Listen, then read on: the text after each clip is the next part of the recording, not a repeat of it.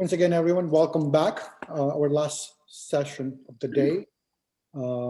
And I'll allow my panelists to actually introduce themselves, but the topic is Academic and Industry Collaborative Consortium.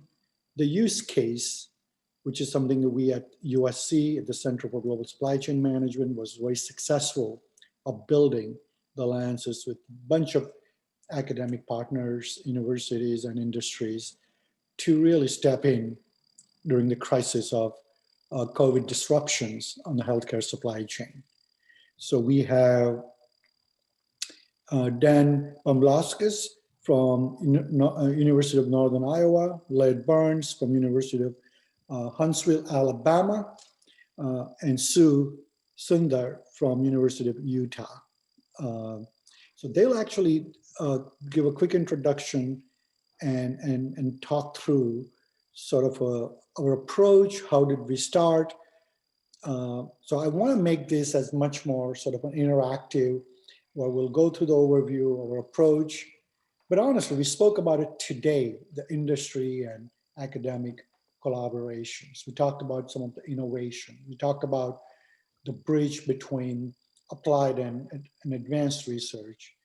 So I think this topic really fits very well, because what you will find is it will actually touch in each of these areas through what Laird's going to be talking about, what Denz and Sue, when they will share their perspective.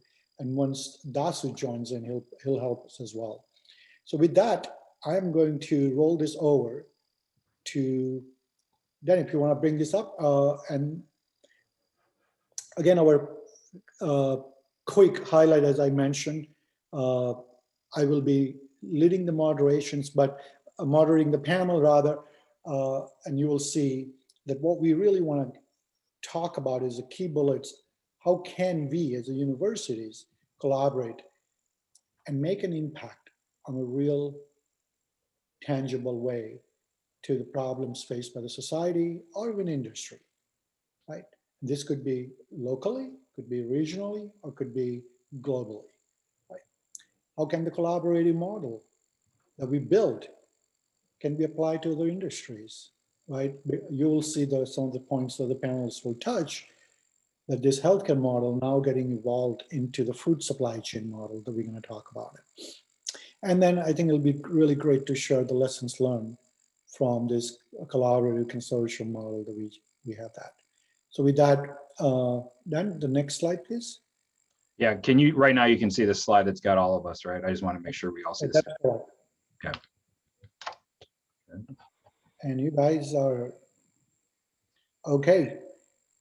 So a little bit of background, and I think that I'm going to take a step back just for a second here. As Nick said, being the moderator, we'll give you a little bit of background on this particular case of our University Industry Consortium. I don't know, just from an introduction standpoint, Nick mentioned I'm from the University of Northern Iowa. Laird, do you want to introduce yourself real briefly here? I'm Laird, Associate Professor of Management Science in the University of Alabama in Huntsville, which most people don't know, but it's the birthplace of NASA. So if you want to figure that out, then it's easy to find us. Sue, you want to say hello quickly? Yes, I'm Sue Sundar. I'm a faculty here at the University of Utah, David Eccles School of Business. I'm also the director for the Operations and Supply Chain program here. Excellent. I don't think Datsu's with us yet, but he might join as we're flowing through the presentation. The reason I step back for just a minute, I know Nick had done a brief introduction of the three of us. This slide that's on the screen now and the subsequent slide, the next couple of slides, are just talking a little bit about some of the outreach activities and engagement activities that our group undertook. This initiative was assembled to essentially provide support to healthcare providers as well as PPE manufacturers to provide flow through the supply chain of critical needed items, right? We all know the story with COVID. We've heard about it throughout the last year, really. And actually, this group was assembled about a year ago, sometime in that vicinity. Since then, and over the last year, we've presented out at various conferences, had various panels like this one of which was at DSI. I don't know, and maybe using the chat window or something like that. If you were involved in any of the other panels, you can let us know. But we did do a panel at DSI, and you can see a few more of the folks. I know Dave's been on the conference all day, I think, from TCU. And some of the others might have been on and off in terms of participants that were on the panel at DSI, and then a similar panel that was conducted at the USC Global Supply Chain Summit that Nick hosted as executive director back in October. So those two particular things were different outreach activities, this being just another one of those, to kind of share a little bit about what we did with university and industry collaboration. And we'll talk a little bit about the mission. I know, Nick, we said we want this to be interactive, so I don't want to spend a lot of time going through these slides. But in listening to our audiences from the first couple of times we presented these materials, one of the pieces of feedback we received was that someone said, it would be great if you guys had slides to talk about this. So this is where the slides came from, was actual feedback from some of the previous panels and talks we've done about the initiative. Nick, did you want to say anything overarching about how we established this, since you kind of were the glue that brought everyone together initially? No, certainly, Dan, thanks. So I think the mission truly, what we found ourselves in the March is that we are faced with this a pandemic, the crisis of the century. And of course, I was getting approached by small to mid-sized to large enterprises just trying to figure out how to make the heads and tails. And I just felt at that point very overwhelmed and unprepared, honestly, to answer any of those questions. And suddenly, it was that point that I truly decided to make a call, not for call for paper or call for speaker, but call for help. Meaning, hey, this is a massive opportunity, as well as a crisis at hand, and what can we do as an academic institutions, but more so, this is our passion. We use so much of our time and talent and knowledge to teach and prepare the next generation leaders. Can we really start to come together and apply for it? So the vision was really, how do we create that leadership to the healthcare industries and help them sort of create a very systemic ways to help to this COVID-19. And then we certainly focused on 3 different ways, and because this was a very complex space, and we knew that we simply just cannot address this in a one dimension. So we talked about how do we improve the fidelity in forecasting? How do we match the imbalance between supply and demand? Because there was a huge gap, right? The demand was astronomically getting high by the minutes, and then the supply was getting constrained, right? How do we create the execution plans? And how do we really help this industry that has been caught off guard, has no knowledge about last mile delivery, does not know much about the export because they've always worked in the distributor model. And certainly my association affiliations with the Department of Commerce and White House in terms of how do we engage some of the opportunities at the policy level to help drive some of the decisions. So that was sort of a holistic approach, but that was all I did. Rest, my colleagues from industries, and then they'll talk about more. They literally stepped in and we all came together to really deliver this. Then back to you. You're being modest, Nick, you're being modest. And maybe I'll say a few words, and then Laird and Stu, if you want to chime in here in terms of some of the things that I know. One of the things we've spent a lot of time talking about as a group, especially in the more recent time period, is what makes this collaboration unique compared to other university, industry, government collaborations. And for us, looking at just the way that we've been able to engage holistically with all of the entities, I think early on in the process, I like to tell a story where we were literally running around at the county city level, helping people align manufacturers, suppliers with healthcare providers to get masks, gowns, materials in. Very, very grassroots, boots on the ground, supply chain sort of stuff. And then saying, what can we do to make sure that, you know, we solve these problems in the short run, but then in the long run, how do we make sure we don't get into this same predicament again? Some states, some counties were more well-equipped than others to deal with it. And so as we got all the groups together, it was obvious that some of the stakeholders maybe didn't have as in tune supply chains that they thought they did. Some supply chains seemed to work, some said they didn't. But we'll talk more specifically about how we broke up the 3 streams. Laird or Sue, do you have anything you want to add in terms of the partnership here before we keep moving? No, I think we're good. We can keep moving, and then I can step in when we talk about Steve. Stream 2. Good. All right. So some of the supply chain challenges that we saw was we had these communication entities where some of the local state governments maybe weren't all communicating with their providers. There were, for example, I'm in Iowa. We were lucky that we had stockpiles of materials from the swine flu left over. So we were one of those states that had materials, but they maybe weren't being distributed to that through that last mile that Nick referred to. So we literally had the mayor of Waterloo, Iowa, hand delivering things out of a truck to some of the hospitals, things like this, where some of the mainstream distribution, some of the medical supply distribution was okay, but also from a forecasting perspective, not knowing exactly where we would need it, when we would need it. So some of these things, wrong place, wrong time sort of idea, a lot of chaos going on, right? And while some states had surpluses, other states had shortages, same thing at the county and local levels. So getting everyone involved to both handle the things in the short run, right, execute tactically, but then also look at those forecasting PPE models that we get into in stream 1, some of the supplier engagement sorts of activities in stream 2, and then that kind of first mile, last mile, everything in between logistics of stream 3 as we get into the 3 streams here in a few moments.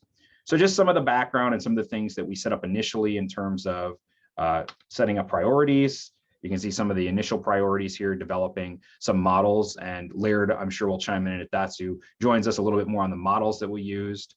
Then Sue will get into some of the ways that we broke down our network of suppliers and how we established that. And then I'll talk a little bit more about these logistical challenges that we encountered: import, export, custom clearances, getting things through to the final, that last mile delivery, and then providing an infrastructure that could be used for the future for other things. And of course, I think Nick already mentioned a few minutes ago, food being a natural bolt-on to what we saw here in terms of essential supply chain need that we have in that space. Phase 1 was to get everyone together and to create these streams and creating essentially chairs. Now, what I'd say one of our maybe call outs from this particular group of supply chain directors would be, if you're interested in engaging with us, of course, follow up with Nick and or any of the rest of us, but let us know how you are interested in engagement, opportunities for potential engagement in your areas, etc. So we'll kind of keep going through each one of those initial streams. Laird, do you want to kind of take over a little bit of stream 1 overview here? Laird, you're on mute, the infamous mute. As somebody earlier said, they saw a t-shirt saying you're on mute, which is a perfect description of the times. So in stream 1, we started, maybe to step back a little bit, we started with what areas do we need to focus upon, and forecasting came up, as did the availability of supply and matching demand, et cetera.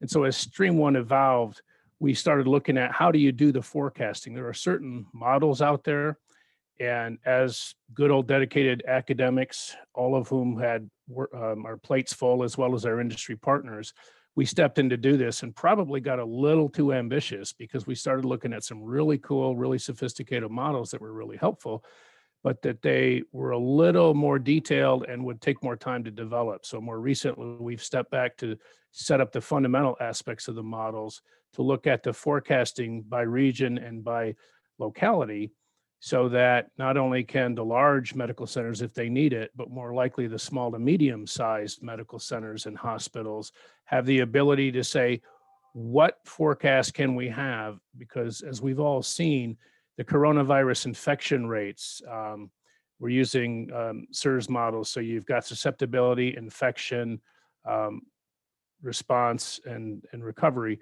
And so as you look at these models, you see these going up and down. And we've watched this with the Johns Hopkins and other models for months now. And how do the local areas know what kind of demand they may have for PPE, this personal protective equipment? And so we're working to finalize that first initial set of models so that we can help feed stream 2 to say, given that you have certain demand, say over the next 12 weeks that is forecast, what can they do to try to match supply and demand, both in terms of finding the available suppliers that may exist or are emerging suppliers, as well as moving into the last mile. I know Sri's not with us right now, or Dasu, but Nick, did you want to add anything to that? No, so the only thing is really, so when you start to get into the modeling, we can spend years building the sophistication And then the key that I think what I walked away in terms of the lesson learned is that the solution on hand, or maybe it's not the optimal solution, it's better to put that in place and then to do the future iterations to optimize it incrementally than to wait for that ultimate solution. So I think that's probably, Laird, if you agree, something that we will reflect on it in other solutions that we go after in this collaborative effort, is that it's good to get the first version up and running and start to take advantage of it. It is, Nick. You know, the military says, give me 85%. Don't wait for 100%. Give me 85%. So we need a workable initial solution. I agree with you 100%. In fact, just as an aside, many of us are multitasking, doing a lot of things at the same time. I'm participating in 2 international conferences, this being one of them. The other one is a complex systems group out of Arizona State that I was lucky to co-found in 2007.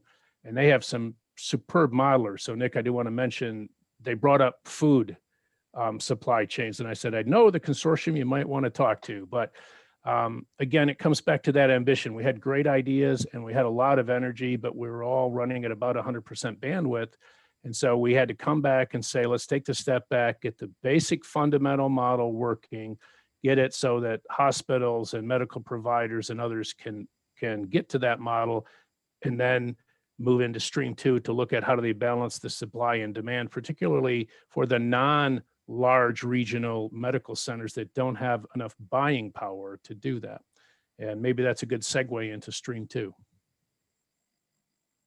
So Laird, I don't know if you want to talk a little bit about some of the specific modeling. You already alluded to this before we switch over to Sue for stream 2, but anything you want to add here on, we got a few charts, I suppose, that we could talk a little bit about.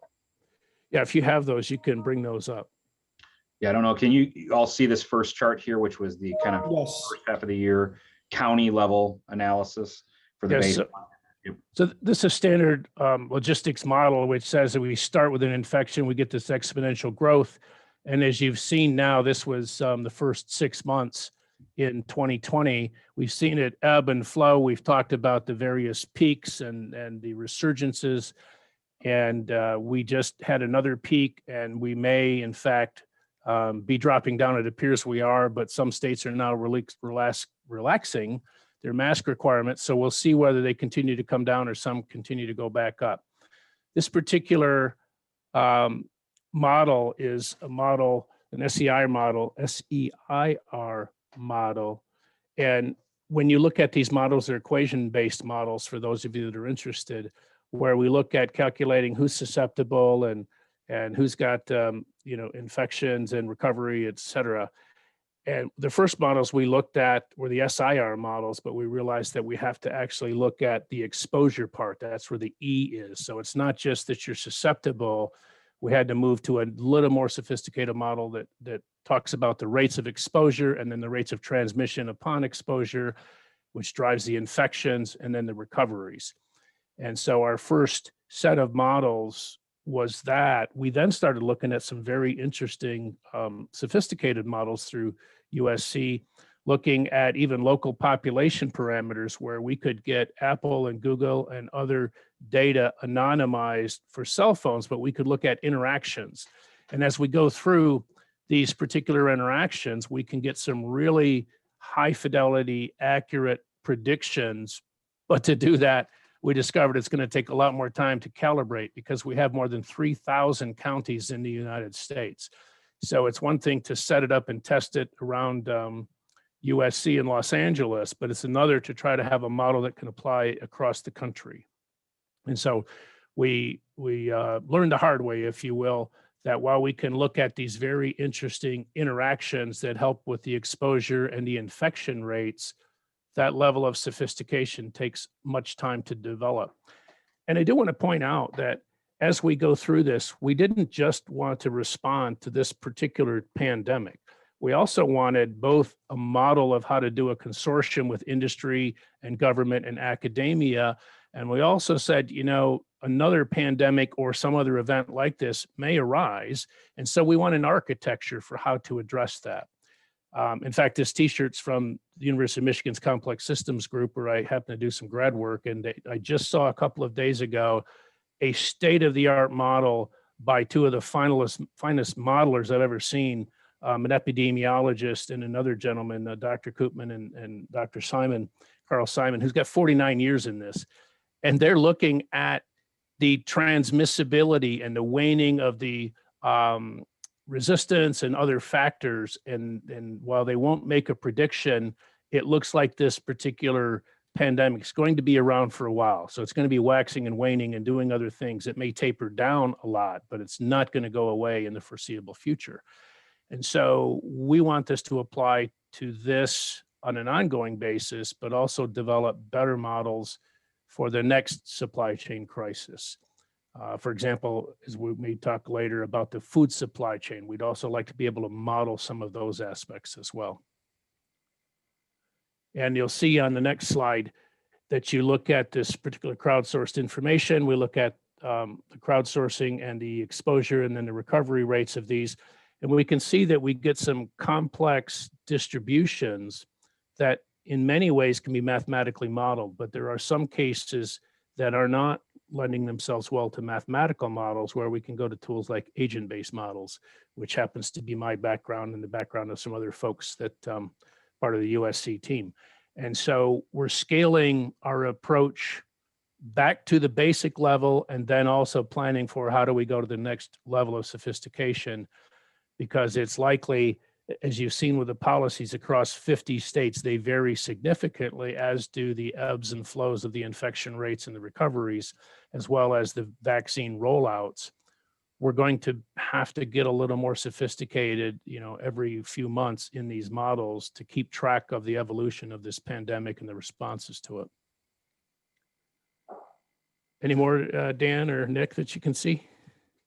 Oh, that was perfect. Right. Yeah, and I guess that is a good segue. Thanks, Laird, for sharing all that background. Sue, do you want to talk a little bit about the second stream now? Yes. Can I share my screen, please? Thank you. All right, so I'll pick it up where we just left off. And so we had, after stream 1, we had stream 2 and stream 3 at the same time, doing our things, so we could sort of put the puzzle together and help move forward here.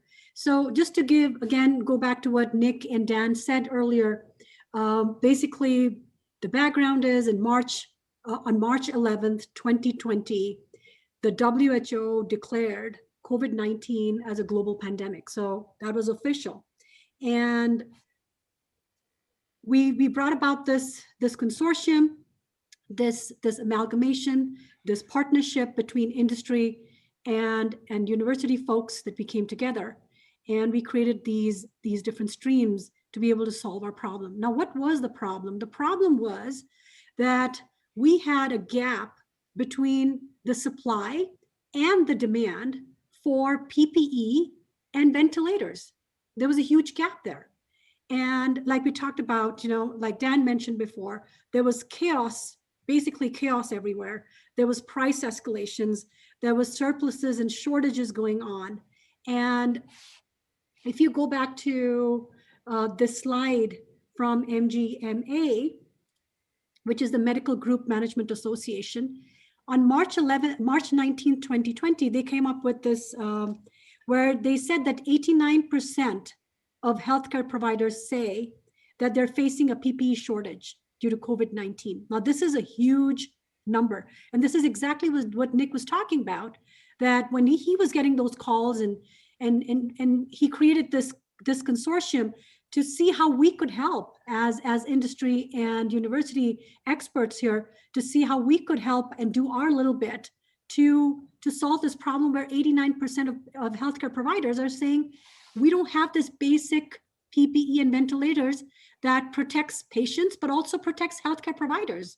So we can't afford to lose our healthcare providers because they're not protected. So this is the CDC's, as far as PPE is concerned, the kinds of stuff that we needed, that we talked about, where we had certain places where we had, some companies that had shortages of some of these PPE items. Some of them had surpluses of some items and shortages of the other items. Now, how do we bridge the gap? How do we make sure that the people who have excess and the people who have a shortage of the same item can talk to each other? And that's what Stream 2 did. Stream 2's goal was to bridge that gap between the supply and the demand. And how do we do that?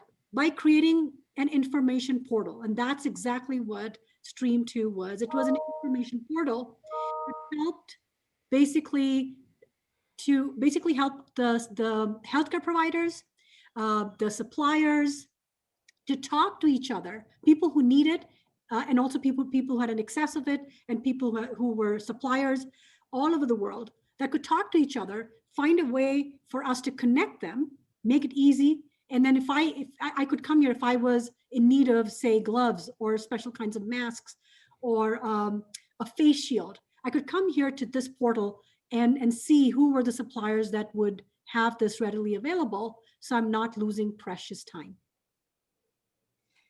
All right. So let me move on to the next slide. So how are we, one of the things that I was thinking about is, yes, this started exactly a year ago in terms of this becoming an official crisis. So this became a crisis officially more than 12 months ago. And so where have we reached since the 12 months? And so this graph basically helps us do that or understand that. So this is as of this morning. CDC's website shows us the trends in the COVID-19 cases in the United States. And you can see here in January, the week of January 11th is when we peaked this year. So not very long ago, last month was our highest peak in the COVID-19 cases, which is scary, very scary to think that even after several months of almost being 1 year in this COVID-19, we saw the peak still happening so late in the game. And so this goes to show that what we are doing right now is very much needed, that we continue with this. We can't basically, relax at this point.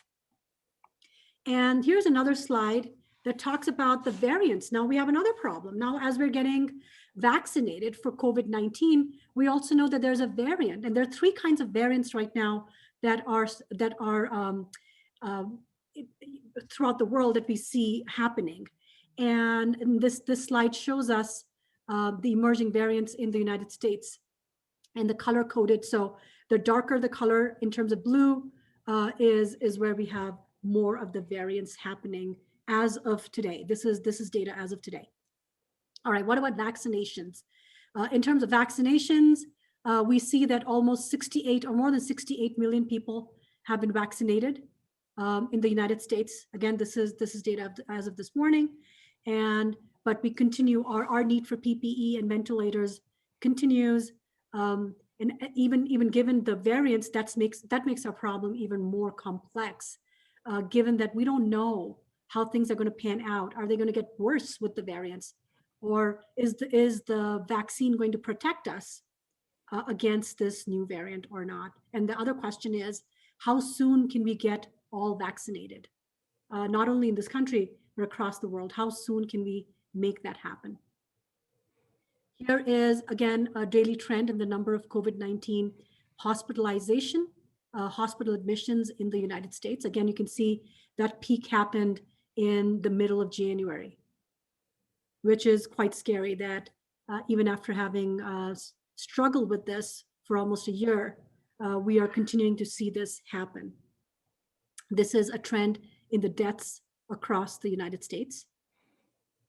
So that's about it for our team. And I guess we feel that we were able to, through Stream 2, we were able to help a little bit in bridging this gap between this huge need that was there and bridging the gap between the supply and demand for PPEs and ventilators. All right, so I can now I can stop sharing my screen and turn it to Stream 3.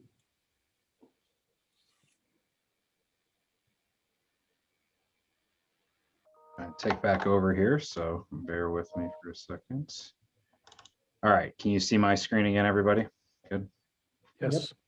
All right, thanks, Sue, for filling us in. So as we looked at what Laird talked about for Stream 1 and some of the modeling and taking a step back and assessing which models work best in the short and the long run, and then talking through some of these challenges with suppliers and working and connecting suppliers with providers.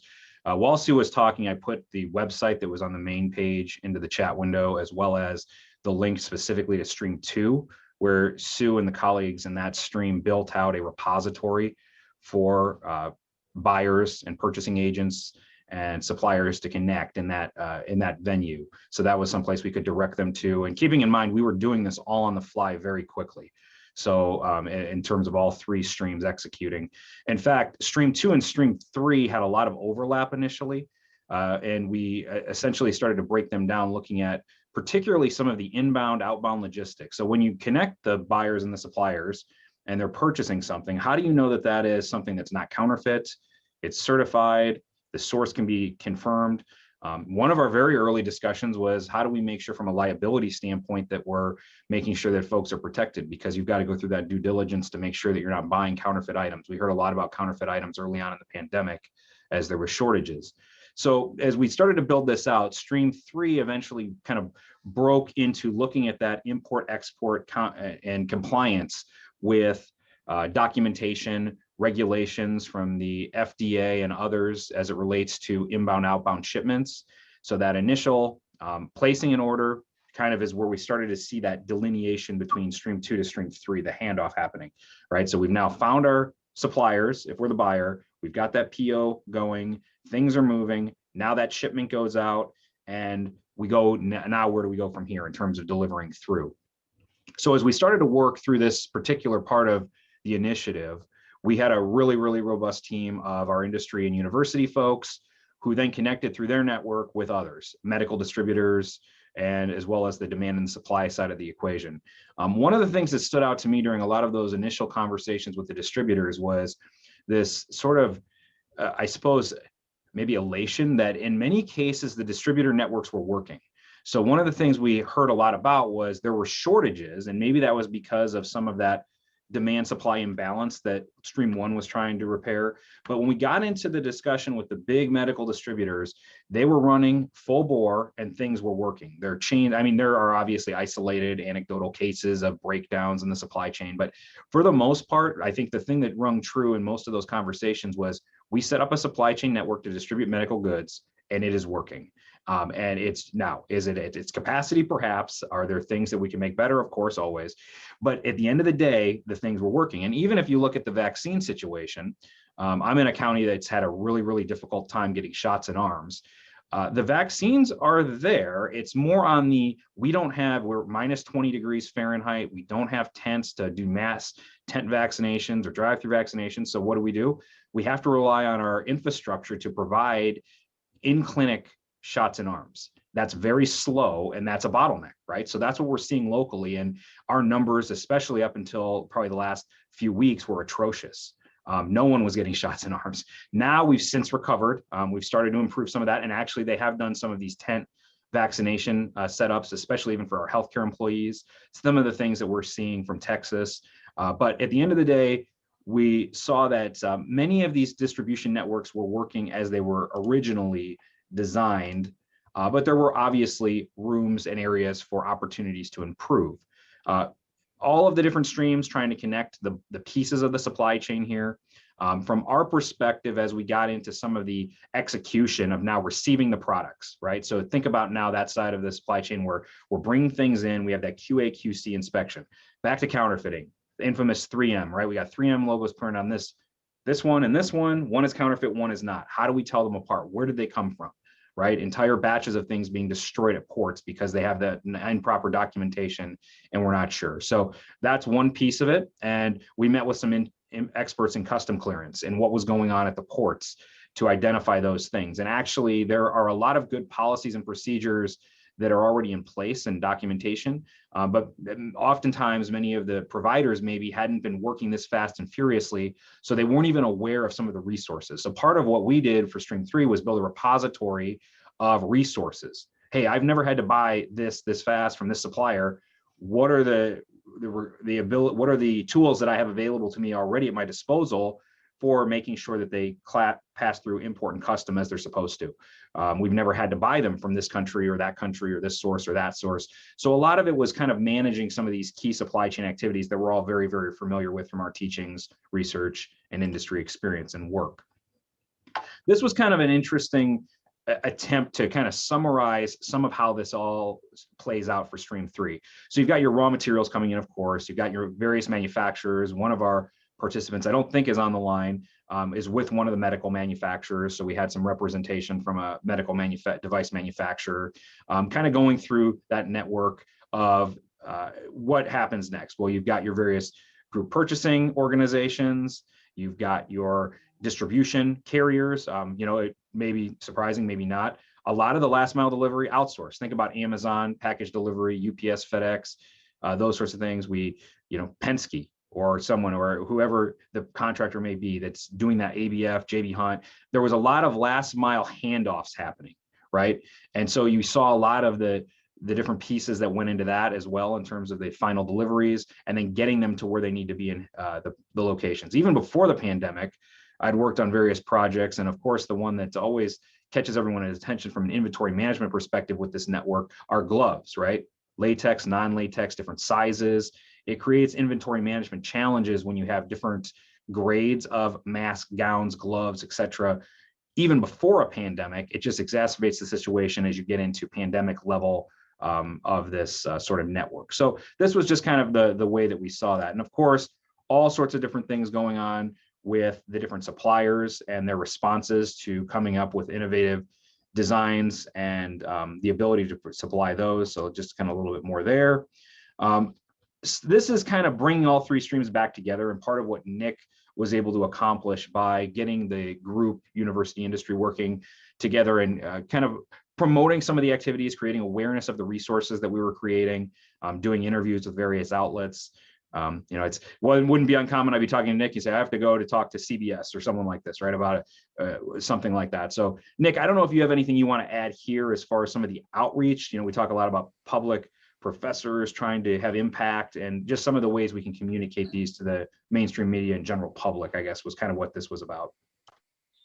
No, absolutely. So again, I think there was just so much confusion and so much chaos that suddenly this becomes a topic of discussions at every level about people just trying to find sort of a calmness into these chaotic situations we're looking at. So they want perspective. They wanted to hear what can we do and why these efforts are not really being duplicated across the country, and why are we not putting the resources together to bring this level of efforts, but in a greater way. So I mean, those were the opportunities that we talked about it, and I was lucky enough to share this perspective from the policy standpoint, to say that even government or the policymaker simply should not be just thinking in a vacuum, rather use some of the talent that exists on this platform. You representing the subject matter experts at the university level to actually come together and work on this in a much more succinct way. Nick, I think this is our last slide for this, and then we segue into the food conversation. I don't know if we want to take a pause here. Yeah, let's keep going. Yeah, let's do that, Dan, before we get into it. So I think what I wanted to really, again, this was sort of an information, how we took a complex problem space, right? Try to create some sort of structured approach to break it into the three streams. And then each streams was led by, you saw the bunch of colleagues from various universities, industries, and we literally tried to do, add a drop to the need of a gigantic barrel that we needed to fill in the time of the crisis.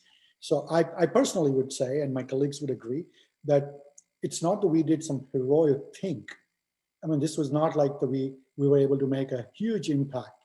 But I thought what Laird said is that we wanted to use this opportunity to say, is there a framework that we can establish so that we can replicate this in a future event that we don't know yet what that's going to look like, but in other industries that we can work together. So with that, one of the first question I'll bring up, and I would love for you guys to now just raise your hand or unmute and jump in, is if I'm a faculty and I don't get any brownie points from the universities, right, for this kind of a contribution, because it takes energy, it takes the time, right? What's in it for me?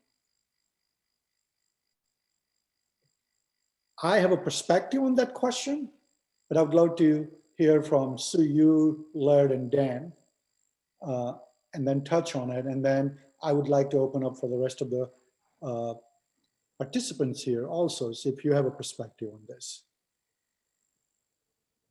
Who'd like to go first? Sure. I'll go if you want. So I got involved in this because I was going to come to this program last year for the first time. And as most of us remember, about 2 days before, Nick and his team made the wise choice to cancel the event and got an invitation to get involved in this. As he said, at least in my university and many of them, I mean, I've got tenure, I can work on the projects I want to.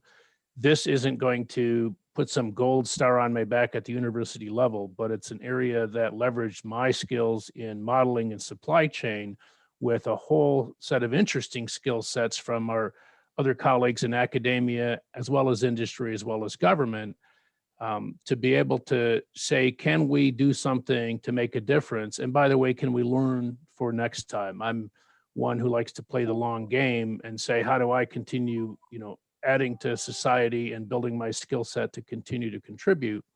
And this looked like a really good opportunity to do it. So I've got more to say on other things, but I'll see what Sue and Dan want to say.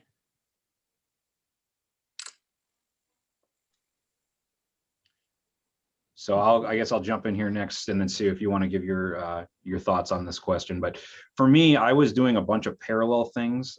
So I had a couple of other research projects going. I think before this one, I had actually been asked by a team at the University of Northern Iowa and State of Iowa level to review some data and some survey results and things to help the governor's office make better decisions on how to allocate resources. So that was one of the projects I had going on concurrently. And actually, we're still working on that project as well. And we've been validating a lot of the decision making. We all know about the CARE Act and the PPP and small business support. So we were trying to make better, more informed decisions instead of just, we should give a bunch of money to a bunch of people.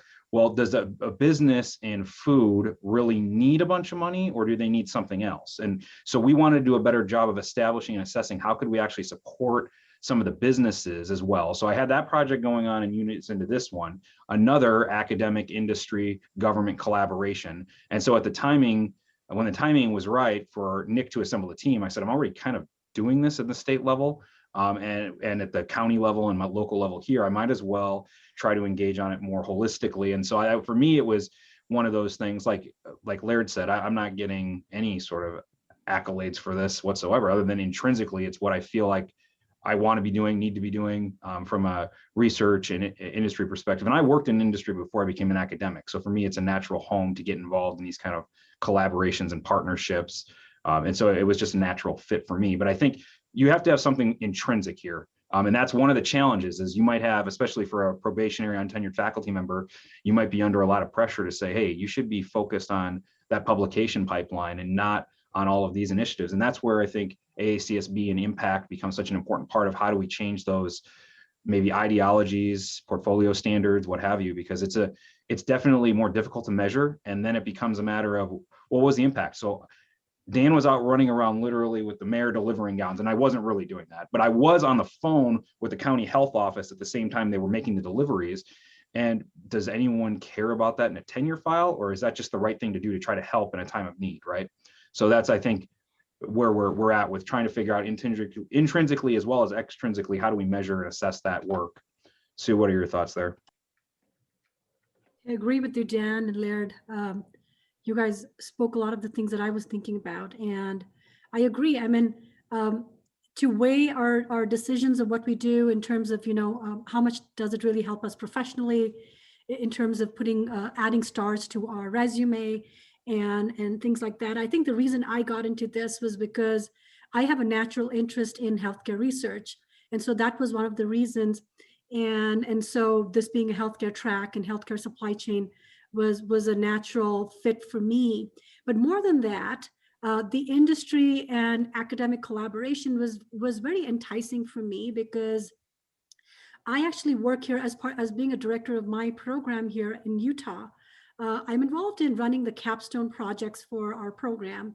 And one of the things that the capstone projects entails is basically working with companies and on real projects that these companies, especially healthcare, a lot of these healthcare institutions have real projects going on, operations and supply chain projects. And how can we as an academic institution make an impact for these companies? And we have students, we put students in teams, and as a faculty lead on that, I help my students really know and understand that, yes, what we learn in the classrooms in our textbooks is much more beyond that. It makes what we teach our students in the classroom is not just restricted to the textbooks and to that computer, but we can actually apply that to these real companies. Because I feel personally, what's the point of teaching something in my classroom if it has little applicability to the real world? And I think that's where my background was with the capstone projects, that I was extremely interested in when Nick reached out, and especially this had happened right, I'm the week of, I was actually getting ready to fly to California from Utah. And that week, 2 days before that, Nick sent an email, which was heartbreaking. And he said, sorry, we won't be doing this, in-person conference. And at that time, it makes much more sense that Nick and his team were able to see how dangerous that was for all to get together in person. But so I think having Nick reach out to us and give us this opportunity to work on something which was so real life, something that we were dealing with in real time, and to be able to contribute, even, I don't know how big our contribution is. Maybe someday we can look back and say, yes, this was the percentage that we were able to make a dent in and have an effect on a positive effect on the COVID results. But for now, I can say that even if we made a tiny bit of difference to this problem, I think it makes a huge difference there, because we're talking about human lives. We're talking about not only lives for physicians and this is for everyone, the physicians, the patients, and we cannot continue with our work in the healthcare field if people don't have the essential tools to work with. And so I think for all these reasons, I was happy to get involved. Like I said, I don't know how many stars this is going to add to my resume. But the other thing is, I have loved working with these people here. I mean, they are the best bunch of people, Nick, Dan, Laird, on our team. Right now, we're working closely on other projects. I wouldn't choose anybody else on my team, guys. I mean, thank you so much for being so amazing, and for helping us to bring our perspectives to the table, and not feeling afraid to talk about these different perspectives, and to solve a common problem that we all are facing, not only in the United States, but also across the world. Thank you.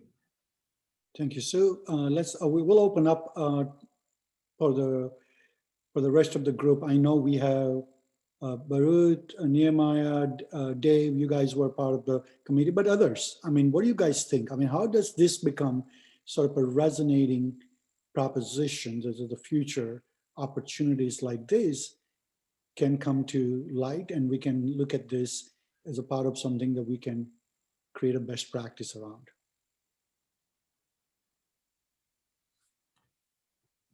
So thank you so much for your summary of what we've done. And I can't add any more. What can you say? Yeah, and thanks, Dave, for your contributions. Nehemiah, I don't know if you have if you're there, if you have anything to add to stream 3 and some of the parts that we did on our portion of this. Maybe stepped away from it. Any thoughts here? I think, and this is actually not just for the panelists, but I really want to open this up. When I raise this question, I think my perspective would be that if you think about what we are doing as a faculties, right, simply, is that not only we have presented this to DSI, we'll be doing this to the PALMs, but there is significant amount of articles that we plan to publish, right? So then if you would, just say series of things that will become the byproduct of our initiative that also not only gets into the applied journal, but also the advanced journal as a research in various facets and collaborations between the faculties on that. Yeah, and this builds off a little bit of what I said earlier about some of this kind of what is the impact of all of our work and your kind of general academic peer-reviewed journal versus some of the different types of maybe more mainstream media type publications. She's not with us today, but one of Sue's colleagues from Stream 2, Kate Bergen, and I have been looking at ways that we best approach communicating some of these results. So we've got our kind of, well, we've kind of settled in on two tracks, right? Your traditional academic track, writing research papers about some of this work and some of the modeling that we've done. And then you've got what Kate likes to refer to, and I like the name, which is why I keep using it, the thought leadership track in terms of more mainstream thought leadership. So outside of just academics reading our journal articles, but how do we communicate these values? And of course, there's books like The Public Professor that get into some of that as well. But what are the ways that what are the types of places that we want to publish these materials? Where are the places we want to have for outreach? Nick mentioned we do have a session coming up, a panel coming up at PALMs in late April, early May, that will be kind of, again, more of the discussion of the work that we've done, as well as some of this hybrid approach to the academic mainstream outreach activities. But we've really kind of thought about how do we do both? And maybe that's part of, if you're interested, I know that there was some interesting work at PALMs a number of years ago in ways that we can communicate through outreach some of our work. And if maybe later on I'll remember there's a PALM paper on this topic that was an offshoot from the conference that talked about how do we communicate through TV, radio, other forms. Usually what happens is we're moving a mile a minute. I think we've all said this over and over again. We've published that journal article, then we move on to the next thing, right? We look at maybe some reads, some citations, some of those types of things that come along with it, our typical academic metrics. But what is the impact that the actual hospital or healthcare provider or clinic out in the field sees?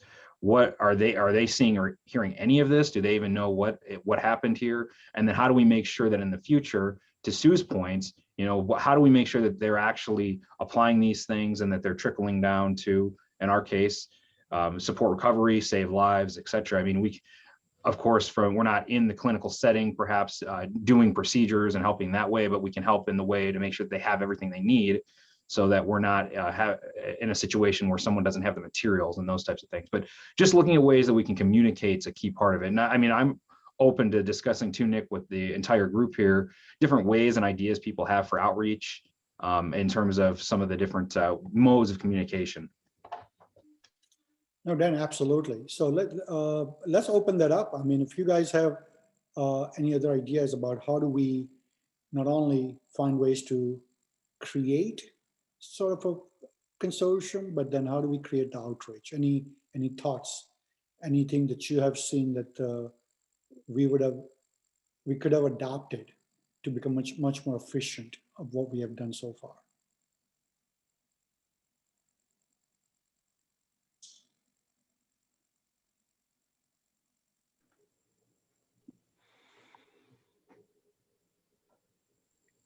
Nick, I would like to add, I've been working on NSF grant actually on capacity building for certain, topic, especially in the supply chain.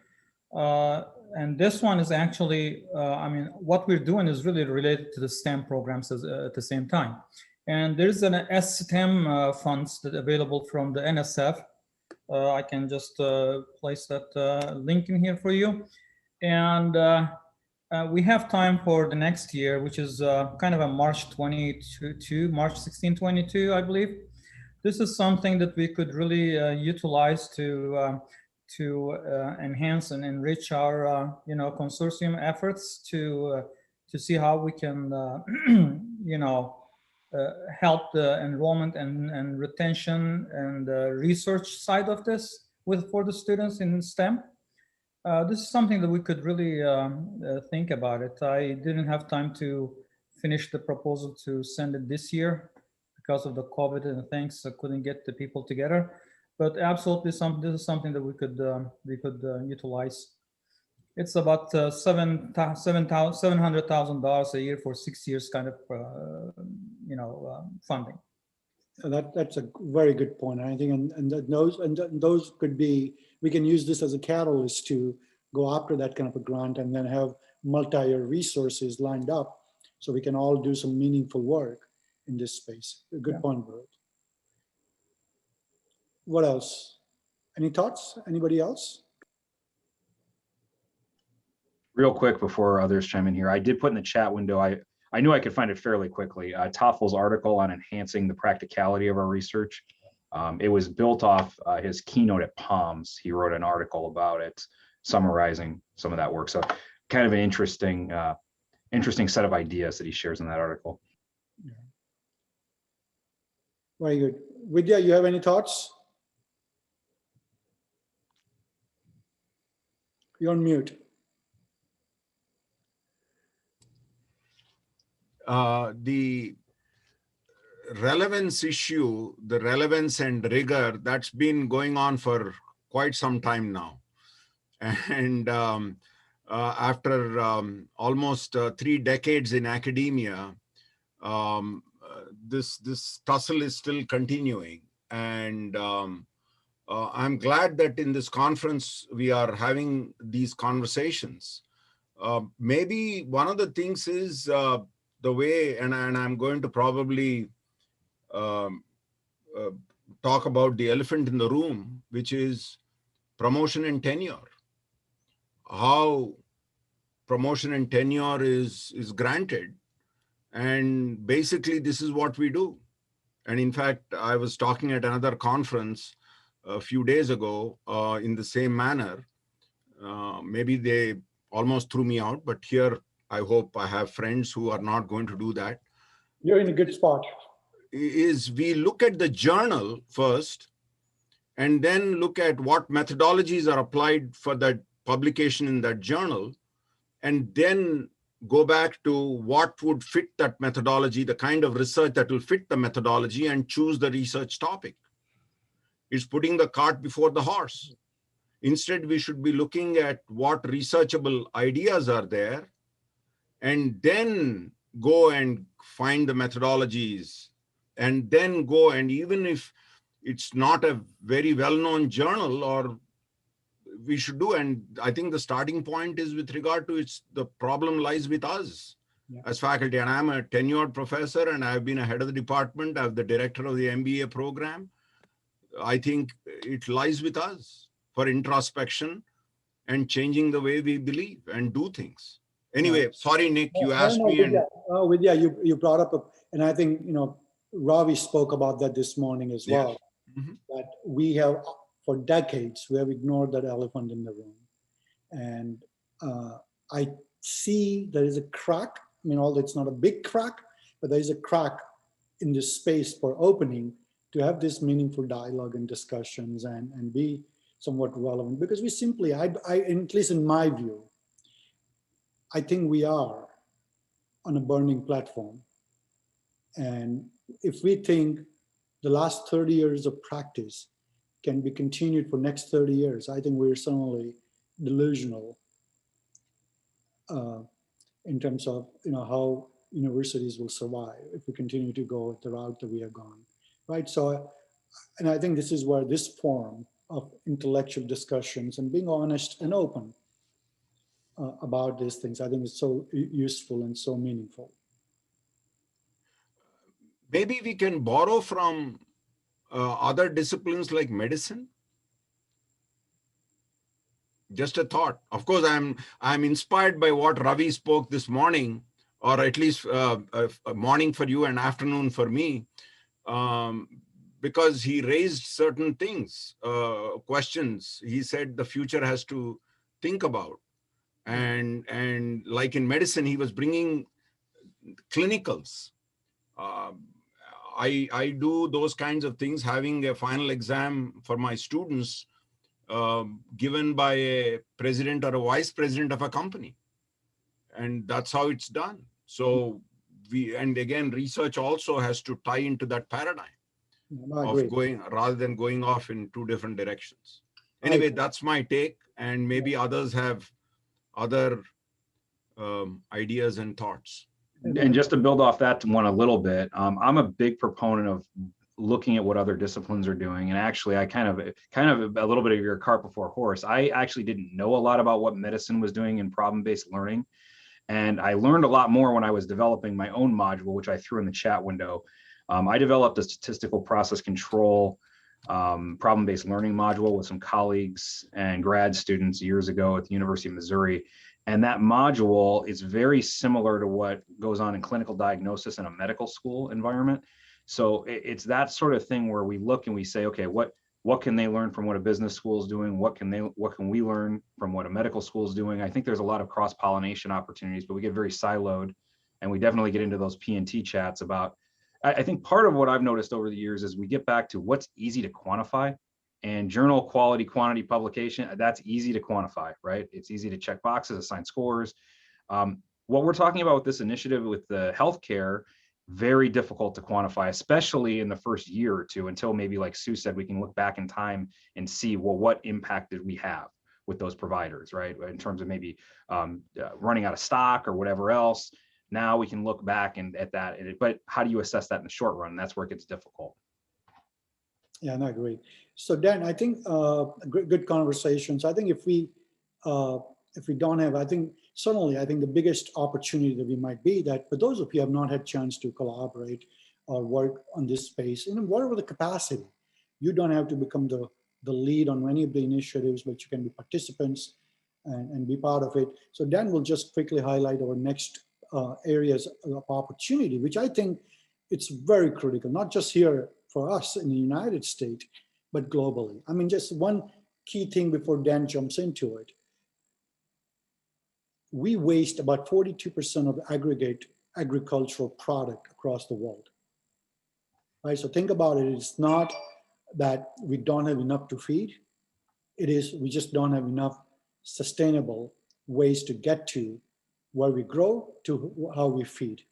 So with that, Dan, would you mind giving us a quick update on the next, what we think that we can actually gather up more momentum as an offshoot of the healthcare? Yeah, and much like we have other colleagues that are some on the line here with us or in the conference, and others that are not, Barut stepped in, said a few words there, Nehemiah was in the background. There's a gentleman named Ron Volpe who helped me co-chair the Stream 3. Ron has been one of the leads on helping us to assemble a similar type of initiative for food supply chain. So Ron, in particular, as you'll see on the next slide here, is one of our kind of key, maybe guiding steering committee members. So we got Nick, Laird, myself, and Ron, and with some colleagues at some other universities involved in some of these conversations about looking at food. For me, food hit close to home pretty quick. For those that followed what happened in the early days of the COVID outbreak, we had the infamous Tyson food plants, which made national news here in Iowa with a large pork producing footprint that we have. So we saw a lot of discussion upon the essential food supply chain, what was going on in food manufacturing. I don't know how many times I heard the parallel to Sinclair's The Jungle happening while this was all going down, right? So just a lot of discussion about how healthcare PPE, food, similarities, differences. So we decided to start to build out a team in that space. And so at this point, we're kind of at the ground level when it comes to volunteering, sign up, participating on the food side of things. Laird, I don't know if you have anything you want to add based on some of the preliminary work of what I'll call our kind of foundational committee, and then the conversations with Deacon and some of the others. Yeah, it's an interesting opportunity. Ron brought it up, and we started with a concept called traceability. But as Nick pointed out, there's so much food waste around the world. There are a lot of avenues to get involved, and it may be something where maybe a junior faculty member or several don't put a lot of time into this, but maybe get involved in something where we're going to at some point be working on some papers for this. So it's something maybe to put your toe in. I just had a conversation today with a complex systems group out of Arizona State that it's a complex adaptive supply network research group of folks around the world, and actually had a side conversation with one of my good buddies who was a co-founder along with myself and others in 2007. And I said, hey, we're doing this food initiative, and one of the co-directors of today's program brought up food. And I said, maybe we can collaborate on that. And he's already got a modeling framework. So one of the interesting things about this consortium is, like Sue said, we meet a lot of really interesting, great people, and sooner or later, other pieces start to fall together. So there may be some opportunities for smaller or bigger roles for people if they want to get involved in some of this. One of them is Kevin Dooley at Arizona State, one of the co-sponsors of the program. And he just said, look, we'll talk offline on this. And he and Tom Choi and others are very accomplished researchers. So it gives us a chance to connect other groups to bring in people to do certain specialties. That particular group does a lot of modeling. But we have a lot of folks in industry that are interested in some of these areas, as well as the government. And Nick has a lot of great contacts as well. I know he's served with some White House programs and Homeland Security and others. I've been on a White House supply chain security initiative before. And so it gives us opportunities to open doors. It's really a longer term collaboration with some interesting colleagues that hopefully, at least for the junior faculty, we'll be able to pull some papers out of that to help them in the P&T game.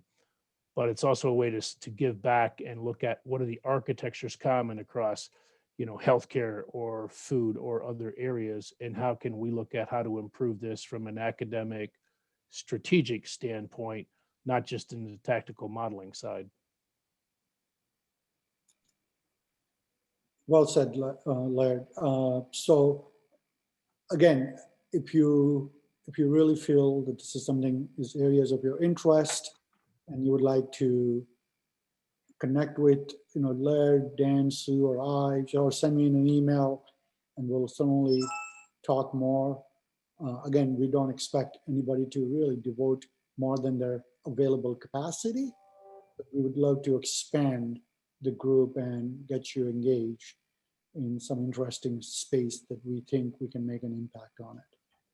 And just to share a real quick example of some of this, in the chat window, I just threw out a paper on traceability of food using blockchain, and to kind of pull together some of what we're talking about with the impact of industry, practice, double dipping, if you want to call it that.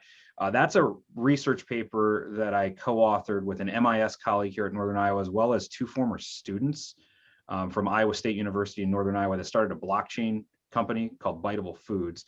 You can read about the use case we had for using blockchain to trace eggs. But again, a project, actually, they started the company, commercialized it, did these TechCrunch disrupt funding rounds, and academic papers were the last thing on their mind. I was one of their original academic faculty advisory board members. Never thought about publishing anything about this in an academic outlet. It was more, I felt like they were onto something and they could develop a company, and they did. And then later we came back and said, we should probably write a paper about this, right? And so we wrote a paper about it. And that's kind of where you look at how you can do both. Just a good example of how you can kind of straddle that line and do both. And I think that's part of what Laird was talking about there. If we have a junior faculty member, PhD students that are interested in the space, postdocs, that would be something that would be definitely of interest. Well said, Doug. Well said. All right, so I think that actually brings us to any comment, any last minute thoughts? Because otherwise we will actually be giving the gift of time for the day one.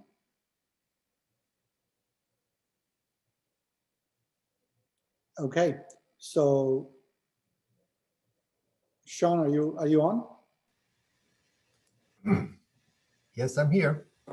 All right, so I think at this point we can actually conclude Sure. the day one.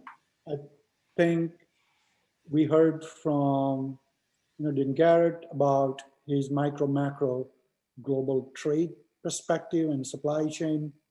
Then we heard from Ravi on how he sees the higher education and transformations. Of course, we spent our panel discussion on certifications and curriculums part. And then last but not the least, we spoke about our consortiums, a collaborative framework between academia, industry, and in the policy.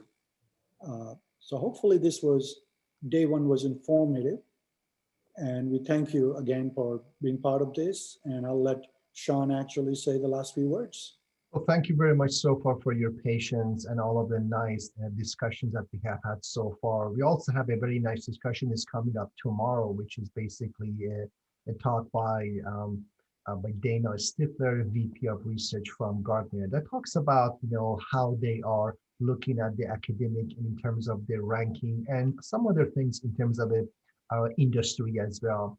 And that is going to get followed by outlook in terms of higher education post-COVID, COVID-19. And hopefully that is going to inspire us to find out what needs to be done and how we are going to learn from what has happened in the past. So that's all I have to say. Again, thank you so much for your participation. Without you, these conferences will not happen. And as I said, next year we're going to do a better job in terms of having or ensuring that there's a face-to-face interaction, so we can actually see each other and have. So Sean, let me articulate the last statement. Next year is actually Sean is hosting this conference in person, and he's going to blow your mind away. That's right. We're going to have a lot of food, drinks, and some mariachi and some dancing. Oh, absolutely. All right. Hey, it's Texas. We do it big. That's right. Hey, how can we forget that? Hey, by the way, we're not going to mention the blackout. Oh, yes, you do it well. Okay, Nick, back to you. Go ahead, Sean. I'm good. Back to you. All right. Thanks, guys. Have a wonderful evening, and we'll see you guys tomorrow, bright and early. Thanks. All right. Thank you. Thank you.